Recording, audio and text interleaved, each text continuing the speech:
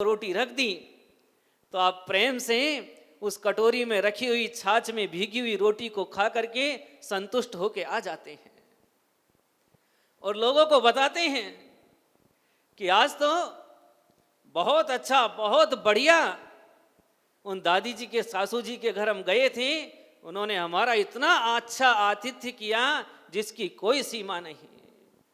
और जिसने 56 भोग रखे थे, एक दाना नमकीन का मुंह में डाला और बाकी छोड़ के आ गए और कोई चर्चा नहीं की। इन दोनों में अंतर क्या था?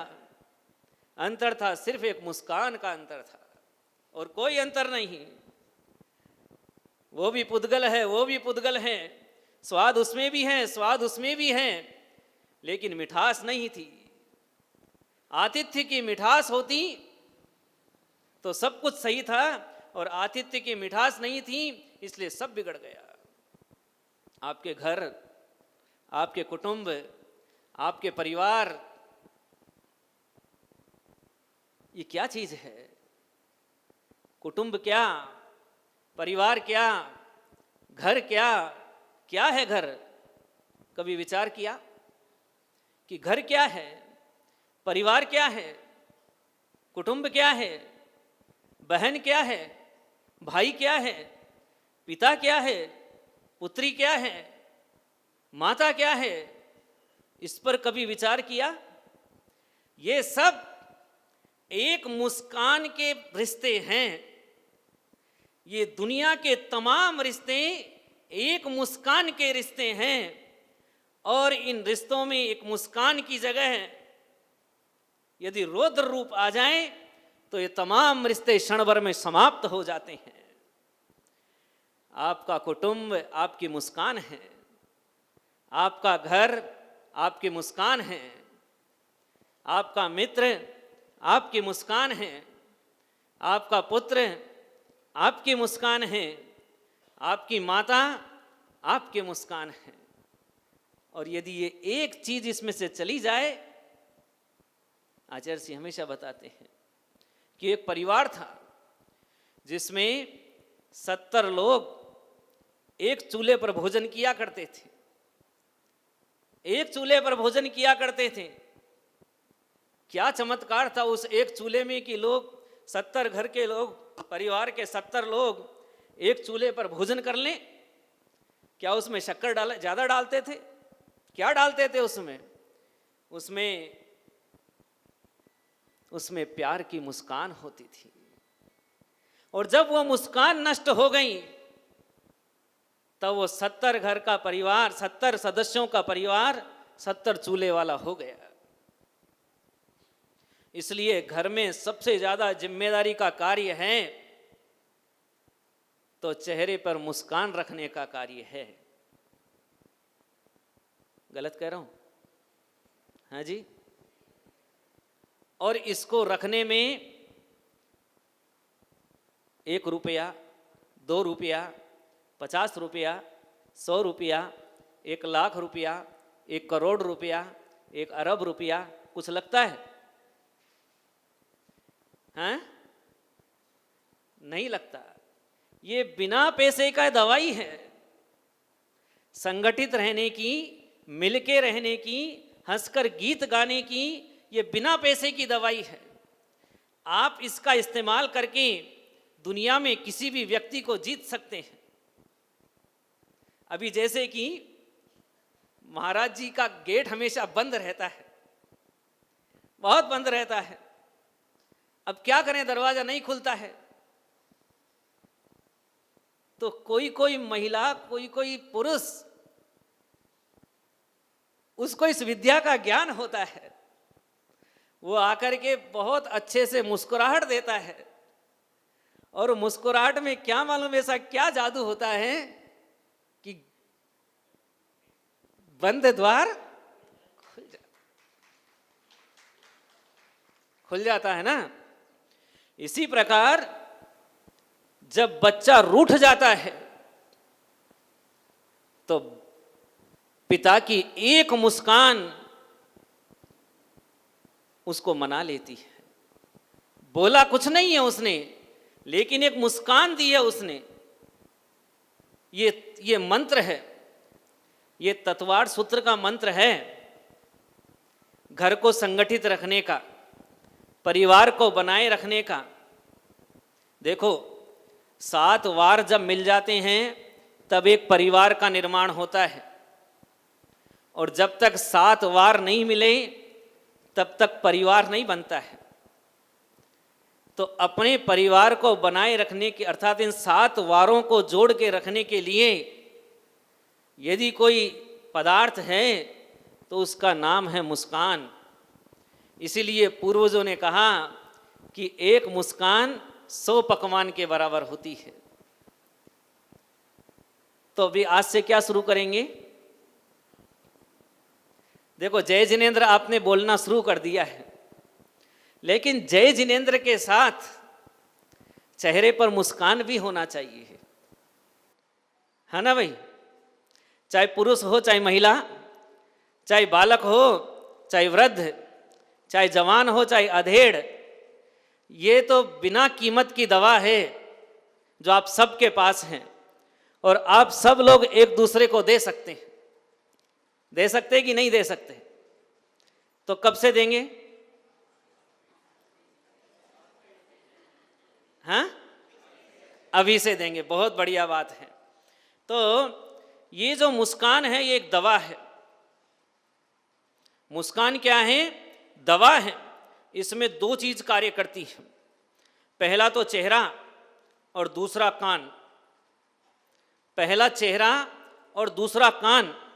जैसे कि भगवान की दिव्य ध्वनि को सुनने के लिए सोदर में इंद्र सबसे पहले भगवान के सामने खड़ा होकर के उनकी स्तुति करता है, वचन बोलता है, और उसके बाद निवेदन करता है कि हे भगवान ये दिव्य प्रकाश हमको प्राप्त हो।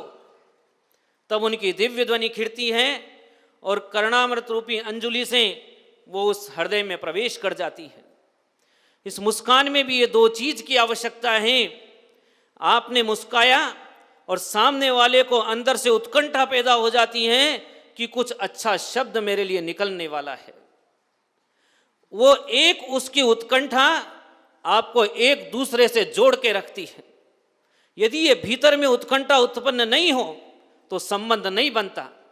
उस संबंध को बनाने के लिए इस मुस्कान की आवश्यकता है, और इस मुस्कान के साथ में भीतर में जो उत्कंठा उत्पन्न हो रही है वो मजबूत जोड़ देती है। अर्थात इस परिवार को बनाए रखने में, इसको संग्रह करके रखने में उसका बड़ा योगदान होता है। इसलिए कान से स्पष्ट सुनने की आदत डालनी चाहिए। तो सोदर में इंद्र को विकल्प हो गया कि मेरे को ये अमृत नहीं मिल रहा है, मैं इस मुझे अमृत का पान करना है। इसलिए वो साम दाम दंड भेद सब कुछ प्रयोग में लाता है और उस भगवान की दिव्य ध्वनि रूपी अमृत को पीता है। क्या है आखिरकार? क्यों पिया जा रहा है अमृत? क्यों इस दिव्य ध्वनि का पान किया जा रहा है? इसमें ऐसा क्या है? भरत चक्रवर्ती, जिसको आप जानते हैं, उसको दान देने की इच्छा हुई कि मुझे दान देना है। क्यों देना है दान? आखिरकार चक्रवर्ती को दान देने की उत्कंठा क्यों उत्पन्न हो गई कि मुझे दान देना है, मेरे द्रव्य का उपयोग करना है। द्रव्य का उपयोग करने के लिए धर्मशाला बनवा सकता है, हॉस्पिटल बनवा सकता है, गौशाला खोल सकता है, दुनिया भर के उपक्रम कर सकता है, लेकिन नहीं, मुझे तो 4 प्रकार के दान में अपना द्रव्य खर्च करना है। ये भीतर में लालसा उत्पन्न हो गई। चक्रवर्ती अपने धन को व्रतियों के लिए देना चाहता है। आज तक उसको यह भाव उत्पन्न नहीं हुआ, लेकिन अब जब उसके पास 14 रत्न और 9 निधियां खड़ी हैं, दुनिया का सबसे ज्यादा संपत्तिशाली कोई व्यक्ति है तो चक्रवर्ती है, जिसका धन कभी समाप्त नहीं होता, चाहे जितना दे दे वह आदमी ऐसे व्यक्तियों की खोज कर रहा है जिनको कि वो दान देना चाहता है। चक्रवर्ती दुनिया का सबसे ज्यादा बुद्धिशाली व्यक्ति, उसके भीतर में ये भाव क्यों उत्पन्न हो गया? उसके भीतर में ये भाव इसलिए उत्पन्न हो गया कि उसको लगने लग गया कि मैं पतित हूं, मैं इस संसार का कीड़ा हूं, मेरा संसार यदि नष्ट हो सकता है तो मेरे द्वारा किए हुए आरंभ सारंभ से जो पाप होता है, जब तक उसका प्रक्षालन नहीं होगा तब तक मैं संसार के कीटपने से मुक्ति को प्राप्त नहीं हो सकता। इसलिए उसको भीतर में दान देने का भाव उत्पन्न हुआ। चक्रवर्ती की चेष्टाएं ऐसी वैसी नहीं होती है। तीर्थंकर भगवान का पुत्र, जिसके ज्ञान की कोई था नहीं, पुण्य की कोई था नहीं, ऐसा व्यक्ति इसलिए दान दे रहा है कि आरंभ सारंभ से होने वाला जो पाप है, उस पाप से यदि मुक्ति हो सकती है तो दान देने से ही हो सकती है, और कोई उपाय नहीं है। आचार्य समंतभद्र महाराज ने रत्नकर्ण श्रावकाचार्य में लिखा कि हे श्रावको, यदि आपके द्वारा किए जाने वाले दिन भर के पाप से मुक्त होना चाहते हो तो दान में प्रवृत्ति करो। ये दान आपको उस पाप से मुक्त करा देगा। उन्होंने दिव्य घोषणा की। और अभी क्या हो गया है? महाराज जी प्रतिक्रमण करना है। क्यों करना है भाई? महाराज जी दिन भर में इतने पाप लगते हैं ना। कौन से पाप लगते हैं? महाराज जी प्रमाद से पाप लगते हैं, हमने झूठ बोल दिया वो पाप लगता है, हमसे कोई हिंसा हो गई वो पाप लगता है। तो उसके प्रतिक्रमण से हमारा पाप धुल जाएगा, इसलिए हम प्रतिक्रमण करना चाहते हैं। अब पहले तो ये कि प्रतिक्रमण कौन करता है? जिसने व्रत धारण किए हुए हैं, 1 प्रतिमा, 2 प्रतिमा, 8 प्रतिमा, 7 प्रतिमा, 10 प्रतिमा महाव्रत अंगीकार किए हैं, अणुव्रत अंगीकार किए हैं, उनके लिए प्रतिक्रमण है कि मैंने ये व्रत ग्रहण किए हैं, इस व्रत में ये दोष लग गया है, इस दोष की शुद्धि के लिए प्रतिक्रमण की आवश्यकता है। अब जब मेरा व्रत ही नहीं है, मेरा अणुव्रत ही नहीं है, मेरा महाव्रत ही नहीं है, तो फिर प्रतिक्रमण किसका? गज स्नानवत नहीं चलता काम। इसलिए आचार्य समंतभद्र महाराज को कहना पड़ा कि श्रावक को यदि आरंभ सारंभ से होने वाले पाप से मुक्ति लेना है तो उसको दान में उपयोग लगाना होगा। दान में उपयोग लगाएगा तो इन पाप से मुक्त हो जाएगा। प्रतिक्रमण इलाज नहीं, इलाज है दान करना। कितना करना? शक्ति अनुसार करना। इसलिए भरत चक्रवर्ती को यह विकल्प था कि मुझे दान करना है, इसलिए मुझे दान देने योग्य व्यक्तियों की आवश्यकता है। इसलिए उसने क्षत्रिय, वैश्य और शूद्र, इन 3 के अलावा एक चौथे वर्ण की स्थापना कर दी। जब चौथे वर्ण की स्थापना कर दी, उसके बाद वह भगवान आदिनाथ के समोषण में पहुंच गया और वहां जाकर के श्री जिनेंद्र भगवान को नमस्कार करके प्रश्न करता है कि हे भगवान, मैंने अपने अवधि ज्ञान से देखा था, आपने अवधि ज्ञान से जान करके इस भूमि पर 3 वर्ण की स्थापना की थी, लेकिन मेरे को दान देने का भाव उत्पन्न हुआ, इसलिए मैंने एक अन्य चौथे वर्ण की स्थापना कर दी है। सो मैंने ठीक किया है या गलत किया है? भगवान ने कहा कि तुमने जो कार्य किया है, ये कार्य आगे पंचम काल में जाकर के जिन धर्म के लिए ठीक नहीं होगा, जिनको तूने 4 प्रकार का दान देने के लिए, जिनको तूने दान देने के लिए एक नए वर्ण की स्थापना कर दी है, ये वर्ण वाले लोग पंचम काल में जाकर के जिन धर्म के विद्रोही होंगे। क्या कहा भगवान आदिनाथ ने? जिस वर्ण की तूने स्थापना की है वो वर्ण वाले लोग पंचम काल में जाकर के इस जिन धर्म के विद्रोही होंगे। चक्रवर्ती जैसा पुण्यात्मा जीव इतना सुनते ही रोने लग गया। उसके आंख से अश्रुधारा निकल पड़ी कि मेरे द्वारा इतना बड़ा पाप हो गया।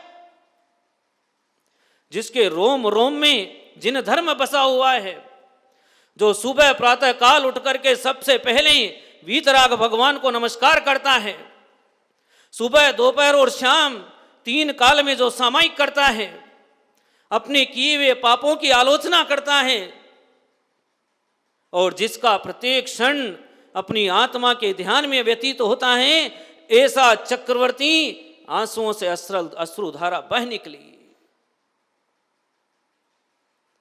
और उसी अवस्था में भगवान से प्रश्न करता है कि भगवान कोई उपाय जिससे ये पाप जो मेरे द्वारा हो गया है और आगे दुख देने वाला ये शमन हो जाए, नष्ट हो जाए, ये मिट जाए। बड़े कृपालु होते हैं तीर्थंकर देव, बड़े दयालु होते हैं। उन्होंने कहा इस अपराध से मुक्ति होने के लिए तुमको विजयार्थ पर्वत की गुफाओं में जाना होगा। तुमको विजयार्थ पर्वत की गुफाओं में जाना होगा कि वहां पर तीर्थंकरों की अकृत्रिम जिन प्रतिमाएं विराजमान हैं, वहां जाकर के और उन जिन बिंबों का अभिषेक करो। उन जिन बिंबों का अभिषेक करके उस पवित्र गंधोदक को अपने मस्तक पर धारण करो, तो इससे होने वाला जो पाप है उसका असर कम पड़ जाएगा। क्या कहा? विजयार पर्वत पर जाना। दूसरा, वहां जाकर अकृत्रिम प्रतिमाएं उनका दर्शन करना, फिर उन जिन बिंबों का अभिषेक करना, और अभिषेक करके उस गंधोदक को अपने मस्तक पर धारण करना। उससे ये पाप शांत हो जाएगा। आप मंदिर जाते हैं, आप जिनालय के दर्शन करते हैं, आप भगवंतों की आराधना करते हैं, वो आराधना किस लिए की जाती है? वो तीर्थंकर प्रभु का दर्शन किस लिए किया जाता है? इस प्रश्न का उत्तर इसमें छिपा है कि यदि कोई पाप हो गया है तो वो पाप इन जिनेंद्र भगवान की प्रतिमाओं का अभिषेक करके उसको गंधोदक को मस्तक पर धारण करने से शमन हो जाता है। इसलिए प्रतिदिन जिनेंद्र भगवान की प्रतिमाओं का दर्शन करना चाहिए।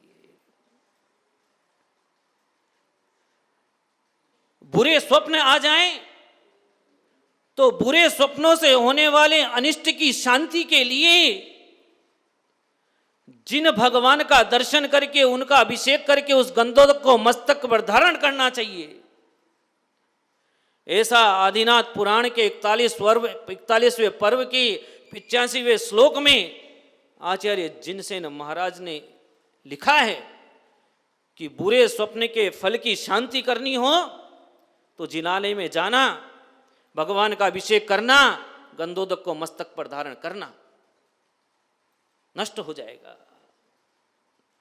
ये औषधि दुनिया में मिलने वाली नहीं है। ये उपाय जिन शासन में मिलते हैं। दुनिया कहती है, सब लोग कहते हैं जैनों का धर्म बड़ा कठिन है, बहुत कठिन धर्म है महाराज जी आपका। जैन धर्म कठिन कैसे, मुझे बताओ। जैन धर्म में कोई प्रसाद चढ़ाना पड़ता है? सोचो, कोई सवामणि करनी पड़ती है? भगवान के मंदिर में नहीं आओ तो क्या भगवान दंड देता है? क्या कठिनता है? सिर्फ कठिनता इतनी सी है कि उपवास के दिन तुमको खाने को नहीं मिलता है। इतनी सी कठिनता है कि उपवास के दिन खाने को नहीं मिलता है, बाकी और कोई कठिनता नहीं है। अरे आप महाराज के पास दर्शन करने नहीं आते, सालों नहीं आते, तो क्या कोई दंड मिलता है क्या? कोई कुछ बोलता है क्या? और मंगलवार को उधर मंदिर में नहीं गए तो घोटा पड़ जाता है, व्यापार में नुकसान हो जाता है? लेकिन ये वीतराग भगवान जो माँ के तुल्य हैं, सबके प्रति एक समान हैं, वो कभी न किसी को दंड देते हैं, न कभी किसी को पुरस्कृत करते हैं। प्रश्न हो गया, पारसनाथ पुराण में जहां राजा अरविंद का प्रकरण चल रहा है, वहां पर दो चारण दीदारी मुनिराज आते हैं। तो एक मुनिराज, एक राजा उस समय दर्शन करने के लिए आता है, तो वो मुनिराज से प्रश्न करता है कि हे भगवान, ये जिन प्रतिमाएं तो जड़ हैं, और जब ये लेती देती कुछ नहीं है तो इनका दर्शन क्यों किया जाए? इनसे लाभ क्या होने वाला है? इनका दर्शन नहीं करना चाहिए। तो वह आचार्य देव उत्तर देते हैं, आपने कहा ठीक है, लेकिन ये जिन प्रतिमाएं सौम्य हैं, इन प्रतिमाओं का सौम्य शांत हृदय से दर्शन करने पर भीतर में वीतरागता की लहर चलती है। दूसरा, आत्मा के सच्चे स्वरूप का दिग्दर्शन होता है। तीसरा, कसाय रूपी शत्रु शांत हो जाता है। चौथा, बुरे कर्म की निर्जरा हो जाती है। पांचवा, शुभ कर्मों का बंध होता है। और छठा, जब ये बंधे हुए कर्म उदय में आते हैं तो उससे व्यक्ति के सारे कार्य पूर्ण हो जाते हैं, सारी इच्छाएं पूर्ण हो जाती हैं। इसलिए जिनेंद्र भगवान की जड़ प्रतिमाएं भी कार्यकारी है, इसलिए इनका दर्शन प्रतिदिन करना चाहिए, प्रतिदिन करना चाहिए। एक दिन भी दर्शन छूट नहीं जाए। आचार्य जिनसेन स्वामी कहते हैं कि सभी प्रकार के पापों को शांत करने के लिए इन जिनेंद्र भगवान का दर्शन और अभिषेक करना चाहिए। यदि पढ़ना हो तो आदिनाथ पुराण के 45वें पर्व में 27 नंबर के श्लोक में पढ़ना, वहां लिखा है। अभी माता जी प्रश्न पूछेगी यही वाला।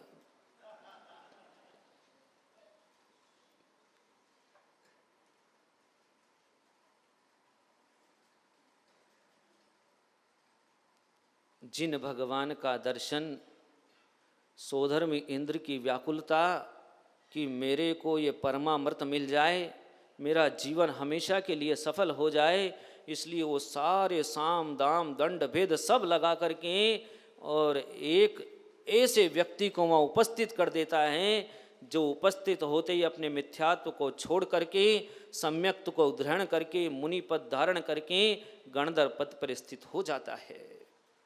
एक ऐसे योग्य व्यक्ति को ला करके वहाँ खड़ा करता है। इस पूरी सभा में यदि एक योग्य व्यक्ति है तो भगवान की दिव्य ध्वनि खिड़ जाए, और यदि एक योग्य व्यक्ति वो नहीं है तो दिव्य ध्वनि नहीं खिड़ती। एक व्यक्ति चाहिए, और एक व्यक्ति वो पुण्यवान आत्मा वहाँ आ गई और भगवान की दिव्य ध्वनि खिड़ गई तो वो सोधर में इंद्र हमेशा के लिए अमर हो गया। इसलिए देवता अमर होते हैं, इसलिए देवता अमर होते हैं कि वो भगवान की दिव्य ध्वनि को आत्मसात करते हैं और एक भवअवतारी होने का मेडल प्राप्त कर लेते हैं, एक भवअवतारी होने का। इसलिए उस देवता को अमर कहा जाता है कि ये अब जन्म मरण के चक्रव्यूह से छूट गया है।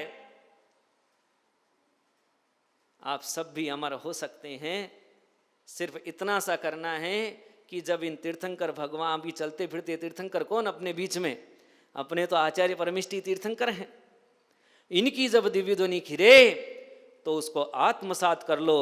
यदि आत्मसात कर लिया तो एक भवतारी होने का मेडल मिल जाएगा, इसमें कोई दो मत नहीं है। बोलिए परम पूज्य गुरु आचार्य श्री वर्धमान सागर जी महाराज की।